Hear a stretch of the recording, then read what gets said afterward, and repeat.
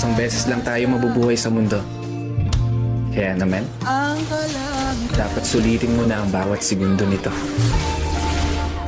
Gawin mo lang palagi yung mga bagay na tingin mo magpapasaya sa'yo. Puntahan yung mga lugar na gusto makita ng mga mata mo. Kasi isang beses lang.